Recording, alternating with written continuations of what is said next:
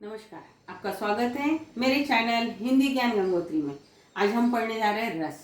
अब रस क्या है? रस यानी कोई गन्ने का रस या मौसमी का रस नहीं, ये रस काव्य का रस है। रस को काव्य की आत्मा कहा गया है। भरत मुनि जिन्होंने नाट्य शास्त्र लिखा, जिन्होंने रस की खोज की, उन्होंने सबसे पहले यही बताया कि जब भी हम किसी काव्य को पढ़ते हैं, कहानी को पढ़ते हैं, किसी पाठ को, कविता को पढ़ते हैं, तब उसके पढ़ने के बाद हमारे अंदर जो आनंद की अनुभूति होती है वो कहलाता है रस। जैसे हमने कोई चित्रपट देखा, कोई सीरियल देखी, तो वो देखने के बाद हमारे अंदर जो स्थायी भाव होते हैं वो रस के रूप में प्रकट होते हैं। मतलब क्या होता है कि हमने शिवाजी महाराज की पिक्चर देखी तो हमारे अंदर एकदम जोश आ जाएगा। तो जोश आने से क्या हो गया? वीर रस उत्पन्न हुआ हमारे अंदर। वीर रस उत्पन्न हुआ मतलब ये रस कहाँ? रस हमारे अंदर था, उसकी सिर्फ निष्पत्ति हुई।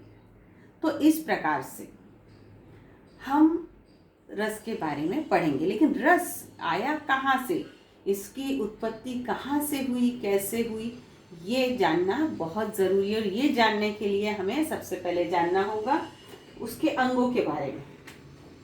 काव्य शास्त्र में आचार्य ने रस को काव्य की आत्मा माना है। क्या माना है? काव्य की आत्मा। काव्य की आत्मा इसलिए माना क्योंकि काव्य को पढ़ने के बाद अगर हमें उसमें आनंद की अनुभूति नहीं हुई तो काव्य नहीं कहलाएगा। इसीलिए रस क्या? काव्य की आत्मा है। अब विभाव, अनुभाव, व्यभिचारी भाव, इसी को हम संचारी भाव भी कहते हैं। इन चार अंगों से या तत्वों से, अंग से या तत्वों से, इन तीनों के संयोग से रस की निष्पत्ति होती है। रस की निष्पत्ति क्यों कहा गया, उत्पत्ति क्यों नहीं कहा गया? क्योंकि रस जो है हमारे अंदर मौजूद होते हैं, केवल उसे बाहर निकलने की जरूरत होती है। जिस प्रकार से हम पानी में पत्थर फेंकते हैं तो उसमें से तरंगे निकलती है, तो तरंगे उसके अंदर रहती है लेकिन बाद में दिखाई देती पत्थर मारने के कारण। उसी प्रकार हमारे अंदर रस मौजूद होता है, केवल उसको बाहर निकालना रहता है, इसलिए उन्होंने निष्पत्ति कहा। विभाव, अनुभव, व्यभिचारी भाव, संचारी भाव, इन अंगों अर्थात तत्वों के संयोग से रस की निष्पत्ति होती। अब विभाव क्या है? सबसे पहले हम जानेंगे विभाव क्या है। विभाव एक प्रकार की अनुभूति है। विभाव क्या है? एक प्रकार की अनुभूति। विभाव का अर्थ होता है अनुभूति। अब इसके दो भाग है। पहला है आलंबन और उद्दीपन। इन दोनों को मिलकर ही किसी प्रकार की अनुभूति हमको होती है। मतलब ये अनुभूति के लिए, मतलब विभाव के लिए हमको आलंबन और उद्दीपन, इन दोनों ही चीजों की जरूरत है। अब आलंबन क्या है? आलंबन वो चीज है, कोई वस्तु, जैसे शेर को हमने देखा। शेर क्या है? एक वस्तु। शेर आ रहा है, शेर को हमने देखा, तो उसको देखने के बाद क्या हुआ? उद्दीपन। शेर को देखना आलंबन था, और उद्दीपन उसके बाद जो भाव हमारे अंदर डर के निर्माण हुए, हमने शेर को देखा, जो भाव हमारे अंदर निर्माण हुए वो क्या था? उद्दीपन। मतलब जिन भावों का निर्माण हुआ वो था उद्दीपन। आलंबन, उद्दीपन। हमने किसी सुंदर स्त्री को देखा, लड़की को देखा, उसको देखते रहा, लड़के के मन में एकदम प्रेम के भाव उत्पन्न हुए, तो ये क्या हो गया? आकर्षण या प्रेम। ये क्या था? उद्दीपन। आलंबन उसको देखना, उद्दीपन उससे भाव प्रकट होना। इन दोनों से जो अनुभूति हमको हुई वो है विभाव। इसीलिए विभाव, यहां तक आपको समझा? विभाव क्या है? विभाव यानी अनुभूति, किसी भी चीज की अनुभूति होना। उसके लिए हमें आलंबन, उद्दीपन, ये उसके दो भाग हैं। इन दो भागों को मैंने अभी समझाया आपको कि किसी को हम देखकर डर जाते हैं या किसी प्रकार की भावना उत्पन्न होती है, तो उत्पन्न होना है ना वो उद्दीपन। आलंबन है उसको देख के जो मन में भाव आए। यहाँ समझा? चलिए अब आगे बढ़ते हैं अनुभव की ओर। अनुभव, अनुभव क्या है? अनुभव यानी जो हमारे शरीर है उसके अंदर जो क्रियाएं होती, शारीरिक चेष्टा मतलब क्रियाएं होती है वो। अब ये अनुभव के भी दो भाग है। पहला है कायिक और दूसरा है सात्विक। अब कायिक में क्या होता है कि हमारी जो काया है उसमें क्या होता है कि जो परिवर्तन होता है कायिक, मतलब हम किसी डरावनी चीज को देखे, अंधेरे में हम पहुंच गए, कोई चीज को पैर लगा कि वो सांप है तो हम कैसे डर जाएंगे, हमारी सांसें तेजी से चलने लगेंगी, एकदम से हाँफने लगेंगे। हम किसी चीज को देखें, एक्सीडेंट देख लिया तो हम एकदम घबरा जाते, श्वास तेजी से चलने लगती। तो ये सब क्या हुआ, ये हमारी शरीर की क्रिया हुई, मतलब कायिक। कायिक मतलब काया, काया के द्वारा होने वाली क्रिया को कायिक कहते हैं। मतलब जैसे उच्छ्वास, कटाक्ष।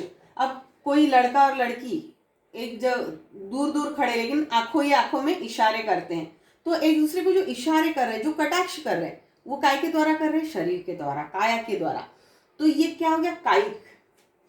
ये कायिक में आ गया। मतलब अनुभाव के जो दो भाग किए मैंने, कायिक और सात्विक।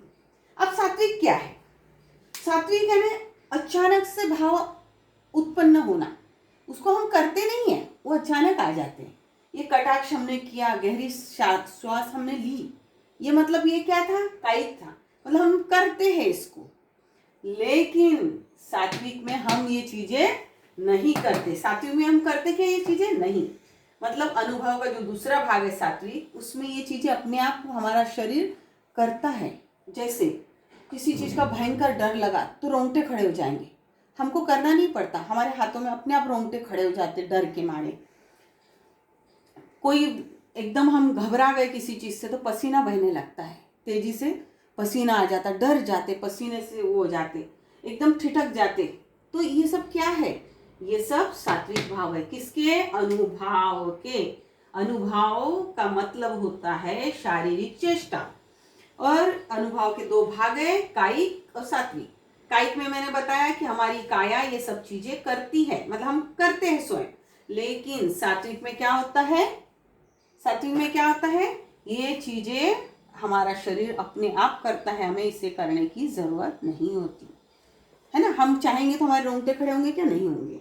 हम चाहेंगे तब भी हमारे माथे से पसीना नहीं आएगा। ये सात्विक क्रिया है जो अपने आप होती है। यहां तक समझा। चलिए अब आगे चलते हैं हम व्यभिचारी भाव की ओर। व्यभिचारी भाव, व्यभिचारी भाव, इसकी संख्या है 33। ये दो ऊपर जो मात्राएं है दो, ये आपको ध्यान में रखना है। इसके अंदर 3 लिख लो, इसके अंदर 3 लिख लो। अगर ये आपने 3 लिख लिया तो आपके ध्यान में रहेगा। क्वेश्चन पूछा जाता है व्यभिचारी भाव की संख्या कितनी है, तो ये 33 है। अब ये क्या है, व्यभिचारी भाव क्या है, इसको संचारी भाव भी कहते हैं। ये कुछ क्षण के लिए आता है और चला जाता है, तो इसको क्षणिक कहा गया। अब व्यभिचारी भाव के भी दो भाग हैं। दो भाग कौन से हैं, एक स्थायी और एक अस्थायी। अब स्थायी भाव में क्या आता है, व्यभिचारी भाव के दो भाग किए हैं मैंने। पहला है स्थायी, स्थायी में आएगा रति। रति का मतलब होता है प्रेम, रति का मतलब होता है प्रेम। ये क्या है, स्थायी भाव है। जो प्रेम है वो हमारे अंदर हमेशा विद्यमान रहता है, तो इसको कोई बदलता नहीं है, तो ये स्थायी भाव है। लेकिन व्यभिचारी भाव में जो अस्थायी भाव है, अस्थायी भाव, प्रेम में क्या होती है, लज्जा आती है ना, लज्जा आती है, कभी रूठ जाते हैं, क्रोध आता है ना। ये क्या है, अब ये छोटे छोटे क्षणिक हमारे अंदर आने वाले छोटे छोटे भाव है। तो ये स्थायी और अस्थायी। स्थायी भाव रति का भाव, रति मतलब प्रेम का भाव, वो स्थायी भाव है, हमारे अंदर रहता है। लेकिन अस्थायी भाव क्या है, प्रेम में लज्जा आना, कभी क्रोध आना, कभी रूठ जाना। तो अलग अलग प्रकार के जो भाव हमारे अंदर आते हैं वो अस्थायी है, अभी आए और अभी चले गए, वो स्थायी रूप से हमारे अंदर विद्यमान नहीं रहते हैं, इसीलिए उसे अस्थायी भाव कहते हैं। तो इन तीनों को जब तक आप समझेंगे नहीं, आपको रस समझ में नहीं आएगा। इन तीनों के ही मिलने से, इन तीनों तत्वों के संयोग से ही रस की क्या हुई है, निष्पत्ति होती है, रस इससे बनता है। अब स्थायी भाव, स्थायी भाव क्या है, उस स्थिर रूप में हमारे अंदर विद्यमान रहता है। अब स्थायी भाव में 9 रस होते हैं, तो अब हम उन 9 रसों के बारे में पढ़ेंगे। रस की उत्पत्ति समझ में आ गई कैसे हुई? इन तीनों से ही विभाव, अनुभव, व्यभिचारी भाव, इन तीनों से रस की उत्पत्ति हुई। ठीक है, चलिए आगे।